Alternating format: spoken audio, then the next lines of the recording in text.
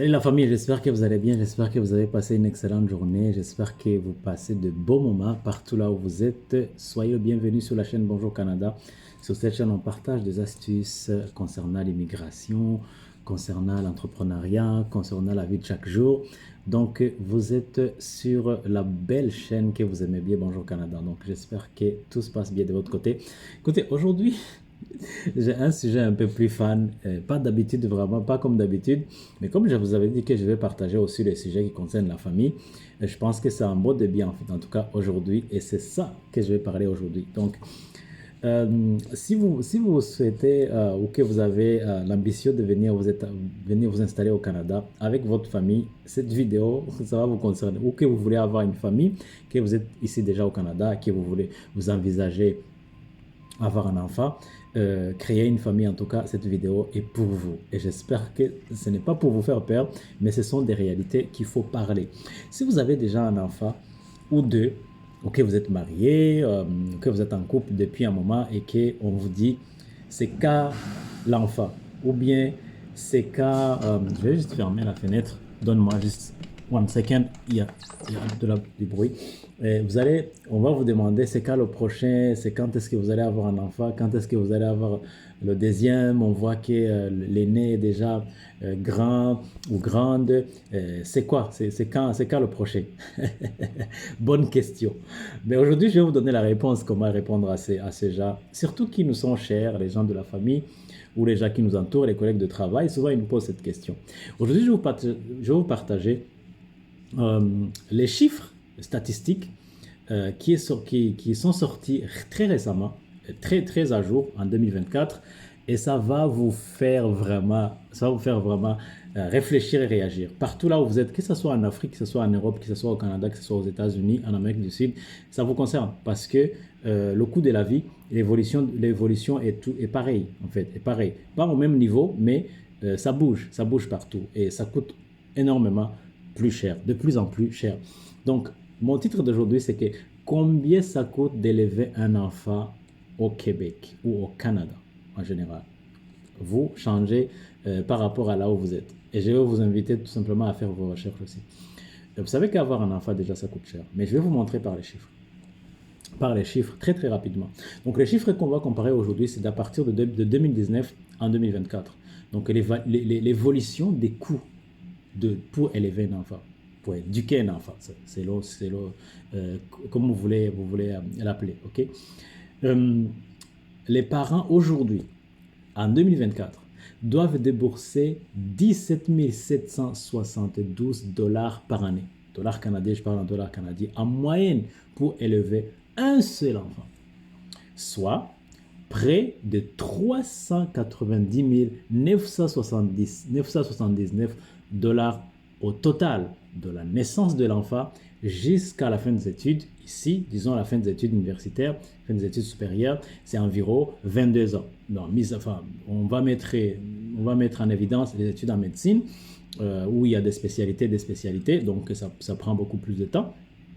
Mais ça coûte environ 390 979 au total de l'élever un enfant de 0 âge jusqu'à 22 ans, ça veut dire à la fin des études supérieures. Donc en 2019, ça coûtait seulement 15 266 par année. Donc un coût, l'évolution de plus de 27%. OK? Donc, pour ce qui est de la nourriture, ok, pour ce qui est de la nourriture, ça coûte aujourd'hui 2189 en 2024 seulement dans la nourriture pour un enfant. Ok? Par année, bien sûr. Ok? En 2019, c'était 1726. Right? Oh là là, que ça va très vite. Ok? En 2024, en 2024, pour loger un enfant, ça coûte 4 825 par an, comparativement à 389,41 en 2019. À l'inverse, les vêtements semblent être moins chers parce que les gens aujourd'hui, ils prennent bien soin des vêtements, on a des machines, disons qu'on fait attention, les dépenses les plus importantes aujourd'hui, ce n'est pas pour acheter les vêtements parce que déjà tout coûte relativement cher, ok?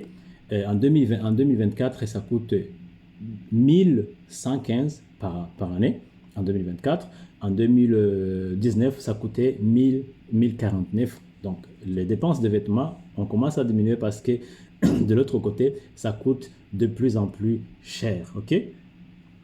Donc, je vais vous donner des chiffres maintenant, ok? Pour que vous puissiez vraiment vous rendre compte, si vous êtes ici au Canada, ça vous permettra de réfléchir pour avoir un deuxième ou un troisième enfant. En tout cas, mon objectif, ce n'est pas de vous faire peur pour que vous ne puissiez pas avoir plusieurs enfants si vous le souhaitez. C'est tout simplement ce que les gens, des fois, ils se mêlent dans ce qui ne le regardent pas. Ils vont vous dire des choses, c'est quoi le prochain, c'est quand est-ce que l'enfant, mais ils ne se rendent pas compte. Personne ne va mettre le sou pour pouvoir vous aider, ok, à élever cet enfant dans les bonnes conditions, ok. Tout le monde peut avoir un enfant.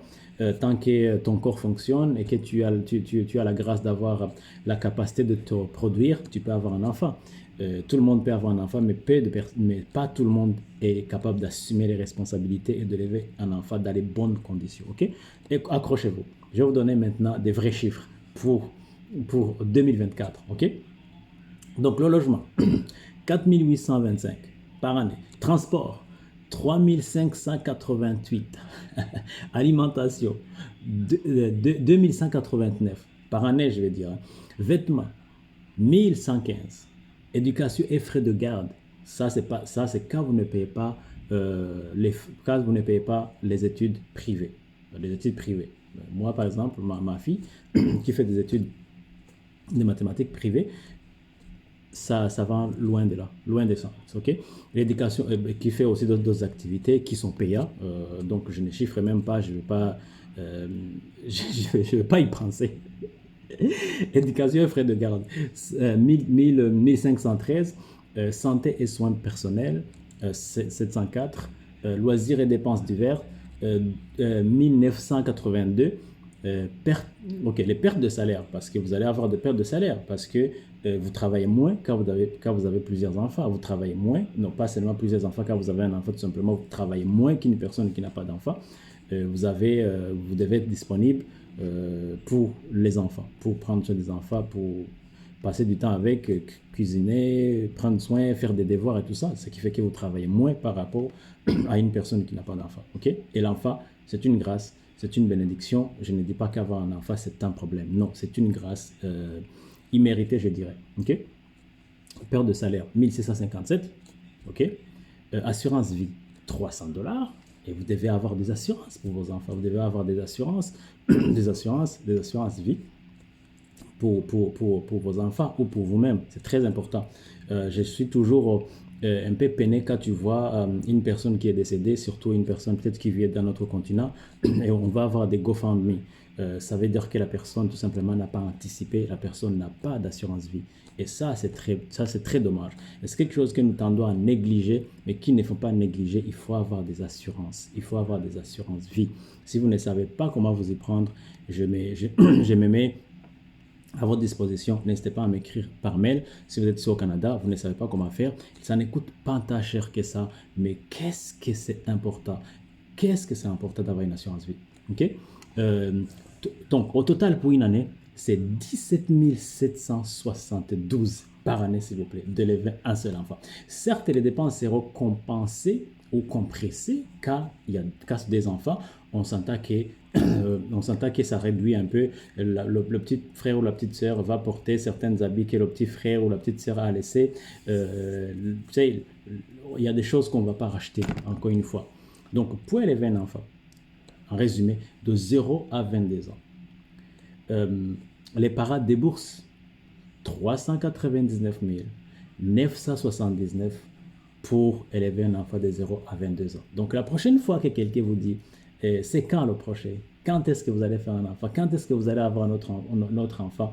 Donc, tu lui dis, dépose-moi 390 779 sur mon compte et je suis prêt à aller faire un enfant pour te faire plaisir. Donc, c'était juste une vidéo un peu fun, mais pour nous faire réfléchir, pour ne pas suivre ce que les gens disent, pour ne pas être sous pression des gens qui nous entourent, de notre famille, de notre famille ou nos amis, parce qu'ils ont fait un enfant, que tu devrais avoir un enfant, parce qu'ils ont fait ci. Non, non, non, non, non, c'est très sérieux, ça coûte très cher, en temps, en argent, en énergie, mais bien sûr qu'il faut avoir un enfant si on le souhaite, ça fait vraiment plaisir, ça fait du bien.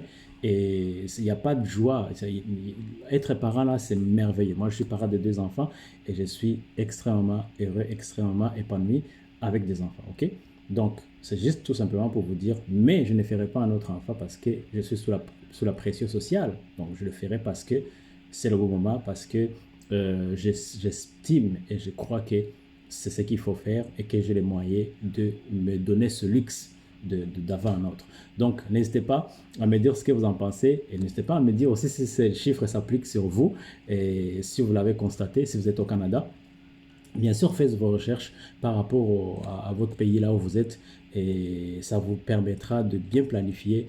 On dit, if you don't plan, you plan to fail. Si tu ne planifies pas, tu planifies d'échouer. Ok? Sur ce, je vous souhaite une excellente journée. Dites-moi ce que vous en pensez. Likez, partagez. Abonne-toi si tu n'es pas abonné sur cette chaîne. Et si tu aimes ce sujet, n'hésitez pas tout simplement à me le partager. Je partagerai beaucoup de sujets qui concernent la vie de famille, la vie en général. Et pas seulement l'immigration, parce qu'une fois qu'on immigre, qu'on arrive ici, maintenant comment on aborde la vie, maintenant comment on optimise notre immigration. Ce n'est pas pour immigrer et venir et devenir, rester broke, rester sans le sou parce qu'on a fait de mauvais choix. Ok? Allez, peace and love, God bless you, à très bientôt, bye.